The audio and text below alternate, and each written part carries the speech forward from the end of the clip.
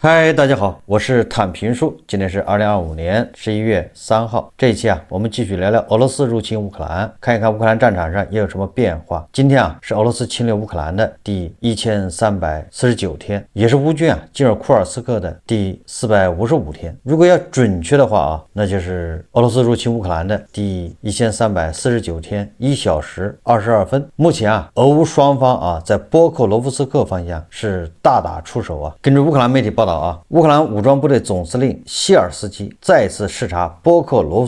夫斯克方向。这个谢尔斯基说波克罗夫斯克我们守住了，米尔诺格勒我们也守住了，这些城市没有被包围或封锁，我们正在尽一切努力保障后勤保障。一场旨在摧毁和驱逐波克罗夫斯克境内俄军的全面行动正在进行中，该区域的防御将得到更多部队武器装备的支持，特别是无人机系统和无人机。波克罗夫斯克在俄罗斯人和黄俄声嘶力竭的倒计时中又开始了新的一天，就是俄乌双方各执一词。普京和格拉西莫夫一直坚称在波克罗夫斯克把1万多乌军包了饺子，随时可以拿下波克罗夫斯克。但是呢，这个乌军从泽连斯基到谢尔斯基，甚至到乌克兰的这个情报总局局长布达诺夫，他们都说乌军在波克罗夫斯克没有被围。我们看央视怎么说的说俄乌双方目前对红军城，也就是波克罗夫斯克争夺处于白热化。根据总台新闻观察员叫魏东旭的分析说从双方公布的信息来看，俄军现在占据很大的优势。一旦波克罗夫斯克失守，乌军在顿涅茨克前沿的其他防御阵地可能也会面临被俄军分割包围的局面。此外，波克罗夫斯克也是乌军在前沿区一个非常重要的交通枢纽。一旦红军城，就是波克罗夫斯克失守，乌军想要针对周边的区域进行兵力调动、增援补给也都会变得更加困难。央视的报道相对来说比较中立吧，客观，就是说乌军目前这个波克罗夫斯克非常重要，在这儿也很危险。但是这个泽连斯基一而再再而三的表明，乌军坚守防线，波克罗夫斯克并未遭到俄军的包围。俄罗斯宣传中关于摧毁军事侦察登陆队和包围波克罗夫斯克的言论，是俄罗斯占领者捏造的另一个谎言，实际上就是俄罗斯的信息战的一部分。俄军在1年多的时间里面，1年半吧，一直不断的说宣称占领了波克罗夫斯克，但是到现在双方还在这儿争夺，还在这儿人肉消耗，而且这1年半的时间里面，俄军损失了几万人，却只推进了几公里，所以这个对俄军来说是得不偿失。但是鉴于俄军力量就人数占有绝对的优势，所以很多人还是担心乌军会失去波克罗夫斯克。在这个11月1号的新闻发布会上，泽连斯基就说了，波克罗夫斯克有俄罗斯人，也就是不是说200多俄罗斯的这个士兵渗透化妆装成平民等等，三两这个进入波克罗夫斯克，就是乌军防线的后方，对乌军造成影响和这个威胁。泽连斯基说我们的人正在一点一点的消灭他们，因为我们也要保护我们的人。很多这个支持乌克兰的网友就担心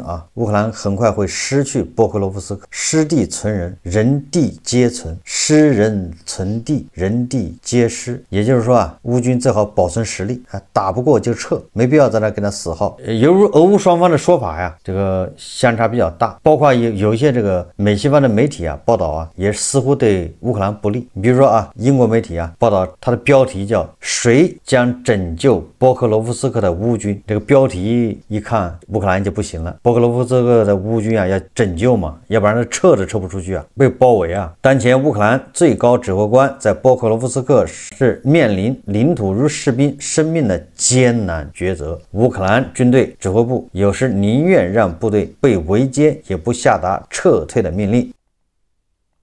俄罗斯军队正在系统性的猎杀乌克兰军人以及乌克兰军队无人机操作员。乌克兰军队指挥部一直隐瞒俄罗斯军队在波克罗夫斯克的存在，直到被围乌军士兵向媒体揭露真相。这个俄罗斯媒体俄罗斯也放了很多这个在波克罗夫斯克据说是投降的乌军那些视频。所以说我们不太清楚这个在波克罗夫斯克到底乌军是什么一个态势，俄军是什么个态势。但是我一直说说啊，只要双方还在波克罗夫斯克打仗，那就说明俄军没有得逞，时间啊在乌克兰这边。只要乌克兰在这多坚持一天，那普京就绝望一天，就这么简单啊。俄乌双方啊战打了3年多，快4年了，根本就不在乎一城一地的得失。波克罗夫斯克非常重要，一旦失去波克罗夫斯克，那么乌克兰啊在第聂伯河以东就没有天险可守。但是啊，这个也只是战场层面的，大家都懂啊。这个打仗呢，战场是一方面，外交是一方面，国内政治也是一方面。要想取得绝对胜利，战场上取胜只是一方面，这个大家都懂。现在网上流传一张图片啊，就是在波克罗夫斯克这个图片中啊，乌克兰的总司令希尔斯基，还有这个乌克兰的情报总局局长布达诺夫，还有一群军官在一起开会，围着一张地图，也不知道这个是真的还是假的。如果这个是真的话啊，那么总司令希尔斯基还有情报总局局长布达诺夫在波克罗夫斯克前线聚集了啊，开会，至少说明一，波克罗夫斯克还在乌军的控制之下；第二个呢，也说明这个前线局势非常紧张。泽连斯基啊下了死命令，这个波克罗夫斯克要死守。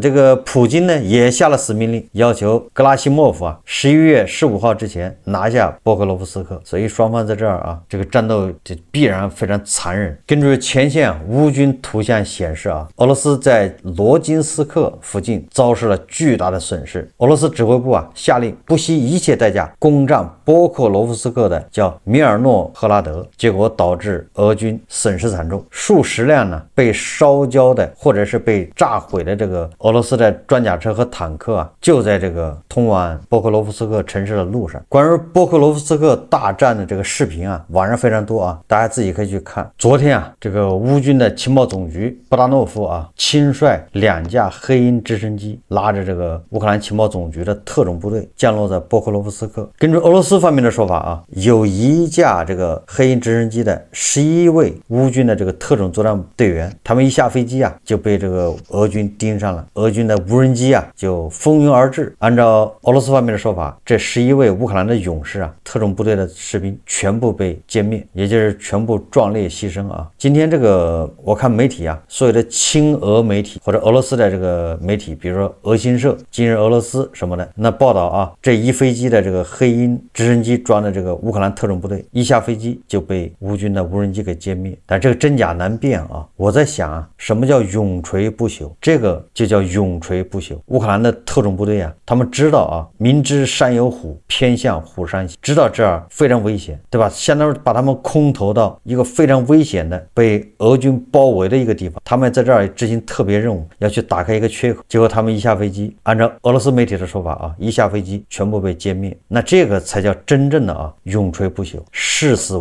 如归啊！什么叫大义凛然啊？他们才是真正的为了乌克兰自由，对吧？为了欧洲的自由，甚至为了人类的文明啊，在作战。但是我看很多黄俄啊，在那儿嘲笑，如果把黄俄送上这个黑鹰直升机，估计啊，尿不湿换的比弹夹换的还要快。这些乌克兰的特战队员才是真正的英雄啊！在波克罗夫斯克啊，乌克兰和俄罗斯再次重现了巴赫穆特和这个之前的叫阿夫迪夫卡一样的状况。但是这个显然啊，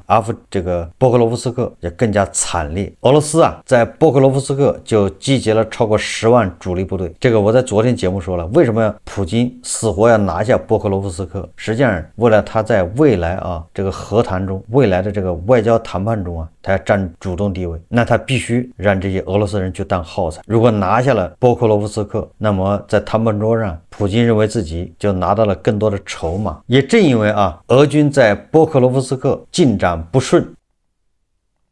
所以呀，根据俄罗斯媒体说法，这个俄罗斯的总参谋长特别行动总指挥格拉西莫夫啊，因多部罗皮利亚突出部战事不利，解除了俄军第51集团军司令米哈恰科夫中将和第132旅旅长奈莫申少将的职务。实际上啊，正因为在波克罗夫斯克这双方打得非常激烈，所以双方在阵前都采取了这个换将和撤职的行为。这个希尔斯基啊，在前线也撤了2个这个旅长的职务。从这一点也说明双方啊，在波克罗夫斯克打的是非常惨烈啊。我们再看看啊，这个双方啊继续轰炸对方的纵深目标。首先是俄罗斯轰炸乌克兰啊，乌克兰武装部队总参谋部通报啊， 11月1日夜间至2日，敌军从布良斯克州发射2枚伊斯坎德尔 M 弹道导弹，并从库尔斯克、米列罗夫、奥列尔、普里莫尔斯克向乌克兰发动79架沙赫德、还有贝尔、格贝尔及其他型号攻击无人机展开袭击，其中约50架为沙赫德无人机。乌克兰国防军驱动航空兵、防空导弹部队、电子战以及无人机系统分队，机动火力小组实施防空拦截。初步统计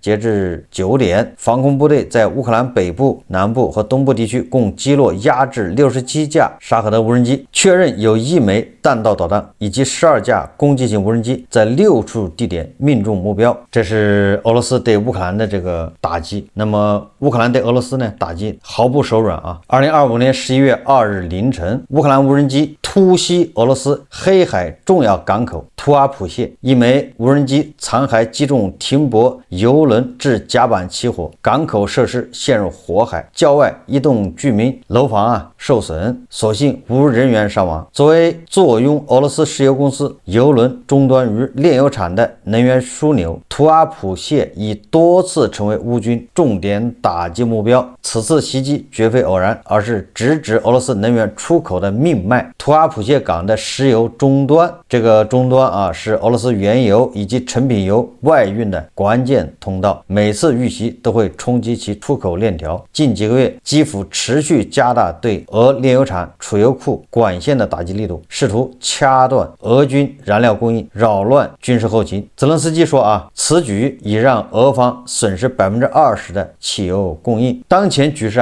呈现出以能源设施互击的态势。乌克兰刚遭到俄罗斯空袭，导致全国停电，乌克兰毫不犹豫掉头直接打击俄罗斯的石油钱包。乌克兰所用无人机造价仅5.5万美元，射程达1000公里，以低成本优势让俄昂贵的防空系统防不胜防。这就是我一直说的要降低乌克兰打击的成本。如果它的无人机变成几千美金，一天就发射1000架，俄罗斯怎么扛得住呢？即便 S300、S400 什么铠甲防空系统管用，那成本也很高，何况它不管用，乱放一气。根据俄罗斯媒体报道乌军对这个图阿普谢的港的打击还击中了2艘影子油轮，至少4台用于装卸原油的设备因打击而瘫痪，多座港口建筑遭到损坏。乌克兰的总统泽连斯基昨天还警告，俄罗斯腹地的重大石油设施已经被列为重点打击目标，所有目标在年底前全部锁定，对俄石油设施打击直指战争命脉，此乃釜底抽薪之策，旨在削弱俄罗斯战争经济基础。从2024年起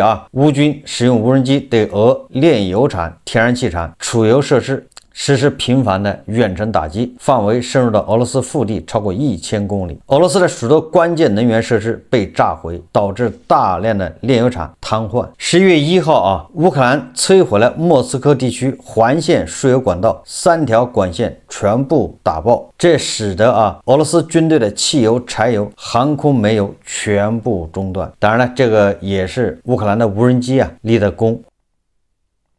俄罗斯的防空如同摆设3条管线试油，3家大型炼油厂供油，每年输送300万吨航空煤油、280吨柴油、160万吨汽油。这么庞大的一个环莫斯科的网络就这么被乌军他情报总局跟敌后武工队合作给它摧毁了。乌克兰正组建新的空军司令部，专门负责无人机防空系统。该机构将统管拦截型无人机部队专业化培训以及操作员培养的基础设施建设。这些举措均是构建分层化、高效能防空体系整体规划的组成部分。也就是乌克兰要专门组建一支反俄罗斯无人机的这么个部队。乌克兰的外交部长西哈比说乌克兰的远程武器是结束战争的关键，我们的行动范围越广，战争持续时间就越短。乌克兰在这方面潜力正在迅速增长，每周对俄罗斯合法军事目标的成功打击次数在不断增加。德国援助乌克兰2套爱国者系统即将交付乌军，泽连斯基表示感谢。泽连斯基说我们再次加强了乌克兰爱国者导弹防御系统，我感谢美国、德国，感谢我们为保护人民免受俄罗斯侵略而采取的的以共同举措。这个乌克兰的无人机部队指挥官叫马扎尔鸟表示啊，乌军11月2日凌晨成功打击了俄罗斯5座重要变电站及能源设施，包括利佩茨克的一座500千伏的变电站，奥利尔的一座发电厂，卢甘斯克的220千伏变电站，以及库尔斯克地区叫热列兹诺戈尔斯克的一座能源站点，拉扎列夫斯科耶和杰姆留克的能源站点。就是乌克兰的无人机部队啊，对俄罗斯不仅打击它的炼油设施，还打击它现在的这个变电站和发电厂。总之啊，就是打击俄罗斯的能源设施。那么根据彭博社报道啊，由于乌克兰啊持续不断、坚持不懈地对俄罗斯的能源设施采取这个打击啊，2025年10月，俄罗斯燃料和石油产品出口量大幅下降，其主要原因是乌克兰对俄罗斯炼油厂袭击以及美国对俄石油公司的制裁。根据报道啊，截至10月26日，俄罗斯海运石油产品的平均日出口量为190万桶，这一水平大致相当于俄方在启动侵略乌克兰战争初期的出口规模，即每日200万桶。这样，在乌斯季罗加出口枢纽遭袭后，俄罗斯减少了通过波罗的海港口和出口石油产品和燃料油的数量。俄罗斯不再公开石油产品和燃料油出口的官方数据，因为这个太难看了，你一旦公布，人家就算出来了，倒推啊。因此，分析师和贸易商通过追踪海运数据来监测俄方的出口动态。据悉，俄罗斯正在推迟对亚洲国家石油产品交付，唯一被削减的出口是柴油。土耳其和非洲国家仍是其主要买家。此前，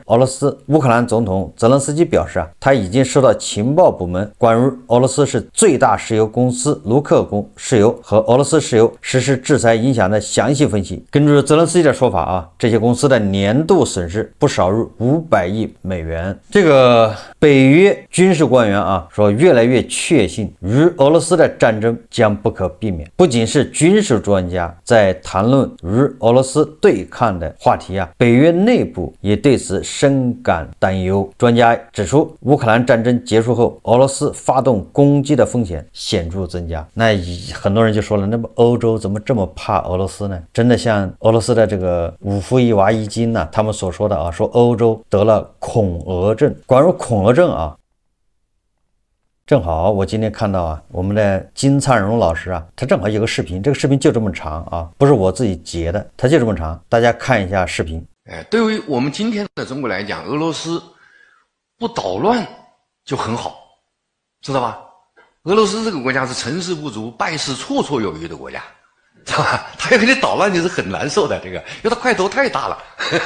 是不是？就中俄就是接壤的那个面积，那个接壤的那个4000多公里呢，对不对？另外就是像蒙古啊，像那个中亚国家深受它影响。如果中俄关系不好啊，可以这么说啊，我们12000公里的那个陆上边境都是不稳定的。我们陆上边境一共是22000公里，对吧？也就是说60%会不稳定的。所以中俄关系从这个角度来讲一定得好。那么现在中俄关系，我觉得至少现象上看是很稳定的，所以北边没有问题吧？然后就到了西北，跟咱们接壤的西北地区是什么？是不是5个中亚的斯坦，对不对？我们古代叫西域啊，这个以前是佛家地区呢，深受中华文化影响，但是很不幸，在唐朝的时候有个斯坦罗战役啊，这个高仙芝将军领导的那支军队啊失败了，这个被那个阿拉伯联军打败了啊。那个军事上呢，其实他打得很好，他就带了4万人嘛，跟15万阿拉伯联军作战，初期是成功的，打得非常好。可是当地就是斯坦当地人叛变了，是吧？然后就失败了，这个很可惜。那么历史就变了，这就变成了一个伊斯兰化的地区。然后他们就离开我们这个中华文化圈，自己发展啊。但是他们呢也很不幸，18世纪就被沙俄彻底就控制了，就殖民了。殖民以后，沙俄对他是比较残酷的，屠杀非常的普遍。沙俄对抵抗啊，那就是上来就打呀，不跟你讲道理的，知道吧？俄国人没那个脾气跟你讲道理，做思想工作没有那个，知道吗？上来就干掉就完了。俄国人屠杀是下手很狠的，他们咱们那个外蒙啊，从清独立之后啊，70万人，那他民族主义一开始对满清嘛，后来就对俄国，俄国人下手很狠呐，70万人杀掉了7万人呐，1/10杀掉了，杀完了这个民族还爱上他了，现在很听俄国的话，人性很贱的，知道吧？有一种人性叫斯德哥尔摩病症。啊，天天被虐待以后，你今天不虐待他还不行了还。中亚国家就是这样啊，被俄国占领以后，实际上是受到了那个很残酷的压制的。然后1991年，随着苏联解体，他们得到了一个历史机遇，就独立了，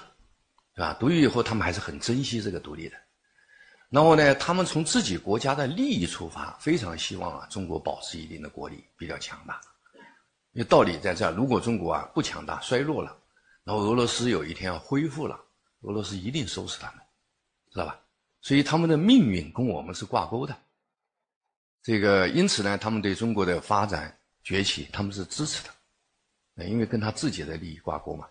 所以我们和5个斯坦的关系是不错的，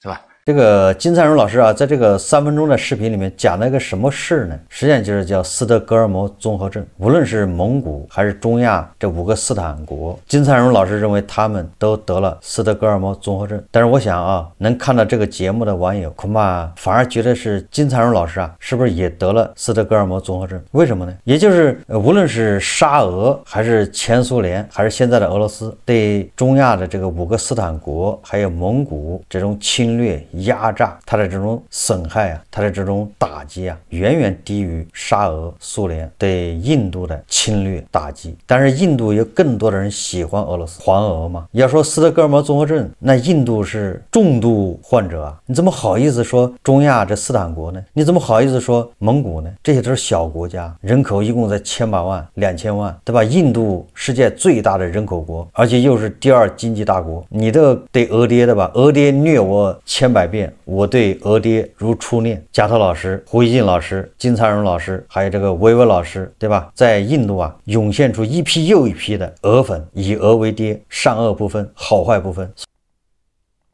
所以当灿荣老师啊说出斯德哥尔摩综合症的时候，我有点恍惚啊，我也不知道灿荣老师怎么在这儿能侃侃而谈，嘲笑小国，对吧？蒙古那些斯坦国有斯德哥尔摩综合症，他也不看看自己，这个沙俄、这个苏联把你这黄俄侵略成什么样了，欺负成什么样了？印度自古至今啊，被别人侵略最惨的那就是沙俄，几百万平方公里的领土被人划走了，这个都小事啊，领土纷争啊，我们不要那么狭隘。但是我们的同胞呢？海参崴以前是黄种人，现在还有黄种人吗？海南泡、江东64屯那些黄种人，那些我们的同胞去哪儿了？灿荣老师说啊，对吧？苏联、沙俄在蒙古杀1/10的人，对吧？10个杀1个吗？这个就狠了是吗？沙俄侵略，对吧？印度的那些领土，那上面的黄种人全部我们的同胞啊，全部化成白骨，留地不留人。所以作为学者啊，嘲笑这个中亚、蒙古、斯德哥尔摩综合症的时候，我也不知道他怎么能那么坦然自若，确实丢人啊，就没有羞耻之心呢，能做出什么学问呢？一个人没有羞耻，不知道什么叫耻辱。印度的学者如果都这样，印度有什么希望？我们不能主动啊说挑起跟沙俄的这个矛盾，跟俄罗斯的矛盾，因为边境线很长，这个能理解啊。但是我们也没有必要跟流氓站一块啊，说为流氓加油助威啊。就是我们可以跟他划清界限，我们敬而远之，惹不起你，打不过你，怕你，我离你远点，对吧？没有必要上去助纣为虐啊，没有必要为流氓摇旗呐喊呢。就像胡一静老师、加头老师、维维老师那样，流氓今天不打你了，你感恩戴德，感激涕零；哪天掉头要欺负你的时候，你就鬼哭狼嚎的，这个就叫有辱斯文呢。也就是说，我们不是英雄啊，我们都是普通人。普通人什么意思呢？就是说我们趋利避害，这个无可厚非啊。我怕你，我打不过你，我惹不起你，我躲着你，我跟你划清界限。你欺负别人的时候，我不敢反对，那我也不为你声张，就这是底线，我害怕惹火烧身，那我不说话，我绝对不会帮你。我觉得这是底线吧。华尔街日报啊11月1号报道说，大国已花费数月时间快速充实石油储备，这一行动不仅有助于大国应对潜在的能源供应中断风险，还意外帮助了全球油价企稳。实际上这个我一直在节目中说啊，我说大国啊，你不要带有什么情绪，大国在这一块啊绝对是务实的，也就是不可能为了俄罗斯这个一棵小树啊放弃整片森林。为什么他现在还在跟俄罗斯做生意呢？因为还是有利可图啊，一旦说无利可图的时候，一定会找个理由啊放弃。这个不用多想，对吧？印度也一样。海关总署数据显示啊，说今年前9个月，大国每天平均进口超过1100万桶石油，这一数量超过了沙特阿拉伯的日产量，也就是沙特每天生产的石油、开采的石油还填补不了大国每天进口的这个量，这是大家就有个概念。这个分析师估计啊，说其中每天有100万至120万桶被储存入库，什么意思呢？也就是大国啊有意识的把那些库存啊给它充满，不是说我今天进口的今天正好全部要用掉，是这个都是即采即用，而是还有一部分有意识的去把那些储油罐呢给它灌满。报道认为啊，大国是全球最大的石油进口国，长期以来都把能源安全放在优先考虑的地位，多次强调能源饭碗必须牢牢端在自己手里。在此背景下，大国之所以自今年3月起加快充实石油储备，可能与低油价以及乌克兰多次袭击俄罗斯石油设施有关。你看，这个是华尔街日报报道的啊，大国旺盛的石油需求带来了另一项意料之外的结果，帮助油价企稳，也就是大国庞大的这个储存设施啊，就是它在沿海建了很多油罐啊，把这些罐子都储满了之后，反而帮助全球稳定了油价。这是华尔街日报说的啊。今年10月，国际油价一度接近5年来低点，国际基准布伦特原油价格目前每桶65美元，比年初下跌 13%。在美国对俄罗斯2大石油公司俄罗斯石油公司和卢克石油公司实施制裁后，油价出现回升。如果大国真的停止购买，油价很快就会跌到每桶50美元出头。法国信业银行固定收益、外汇和大宗商品研究全球主管迈克尔黑格，这个都不重要，重要的是供应，对吧？如果你全球石油供应啊大于石油需求，油价自然会下跌。如果把俄罗斯的石油全部排除在全球石油供应链之外，那么谁来填补俄罗斯的这个空白？实际上特朗普已经在做了啊。特朗普这次到日本，跟日本达成了这个能源协议。有很多人不知道啊，日本实际上是俄罗斯一个非常大的石油采购国家，日本很多能源是从俄罗斯采购的。那现在特朗普去了之后呢，那就是要求日本跟美国合作，要买美国的石油、美国的天然气、液化气啊，什么要合作萨赫林岛，还有什么阿拉斯加那儿有油田、气田，日本的资金啊去投资。实际上特朗普他就是个生意人，他的做法很简单啊，就是把俄罗斯那大客户啊都撬走。俄罗斯的大客户啊就4个啊，实际上俄罗斯的大客户啊一直是2个，哪2个呢？一个是欧盟，一个是日本。很多人都不了解啊，俄罗斯油能源的大客户实际上就是2个，是欧盟和日本。但是因为俄罗斯侵略乌克兰之后啊，这欧盟不进行制裁嘛，所以俄罗斯的大客户就变成印度和日本。后来啊，这俄罗斯他本来他是不愿意向大国出口石油和天然气，这个我以前节目一直说啊，这俄罗斯宁愿卖给其他国家，是不愿意卖给大国的，因为他不想用自己的这个能源帮大国崛起，这个大家能懂吧？但为什么又现在跟大国合作呢？他是被逼无奈，他是无路可走。他跟大国30年前就签了什么西伯利亚1号，什么天然气管道，什么铁路一大堆的，但是他就是不修，他就是不铺这管道。为什么呢？他宁愿卖给日本，卖给欧洲，他也不卖给你大国。那他现在为什么死乞白赖的卖呢？是因为欧洲不要，全球禁运，除了那个印度啊突然冒出来做个中间商赚差价，没有其他国家要，所以他被迫啊卖给大国。就很多人不懂这些中间的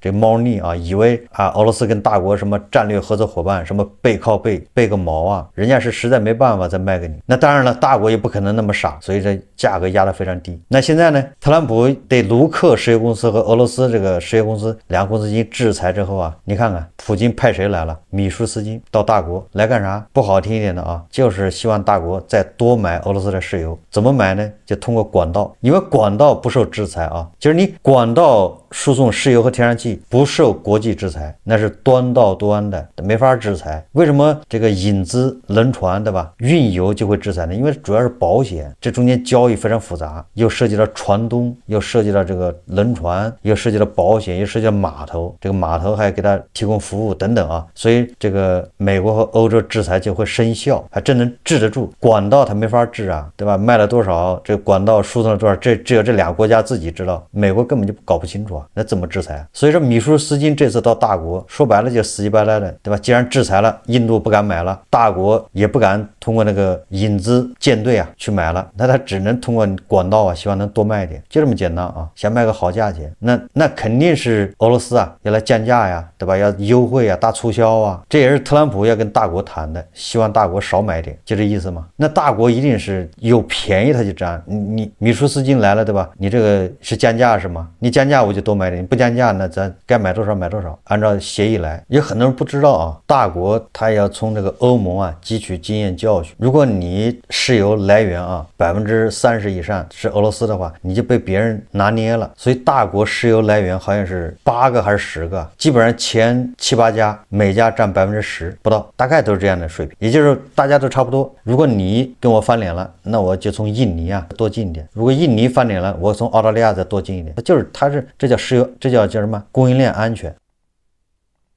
这个我就不多说了，反正大家都知道，这个《华尔街日报》说的就这意思啊。那么这个土耳其啊，实际上跟大国也一样了啊。11月2日说，2名知情人士和几位业内人士表示啊，土耳其最大的几家炼油厂正在购买更多非俄罗斯石油，以回应西方国家对俄罗斯的最新制裁。土耳其和印度等国家一直是俄罗斯原油的主要买家，所以我一直说啊，这个你只要美国和欧盟来真要制裁的话，那这些国家都老老实实的。不可能为了俄罗斯说跟世界对着干，不买我就要跟俄罗斯做生意，我不跟你们其他国家做生意，没有这么傻的国家。所以你看土耳其马上啊，身体很诚实啊，马上就不买俄罗斯的石油了。印度也一样，对吧？嘴上说的啊，我还要跟俄罗斯合作，但是实际上呢，越买越少，最后不买，都一样的玩法啊。最后我们再看看啊，西方媒体报道啊，说2026年预算中，俄罗斯计划花费1000亿卢布用于残疾人，也就是说，俄罗斯在残疾人这一块花费啊是逐年增高。那好多人就说了，那俄罗斯真的好有爱啊，对吧？这么关注残疾人，大国啊对残疾人从来不客气，是吧？那个歌手郑智化被骂的主动道歉。你看人家俄罗斯计划啊1000亿卢布用于残疾人，为什么呢？很简单啊，因为在俄乌战场上，俄罗斯的残疾人越来越多，缺胳膊少腿的，这些人都要装假肢啊，对吧？这些人都要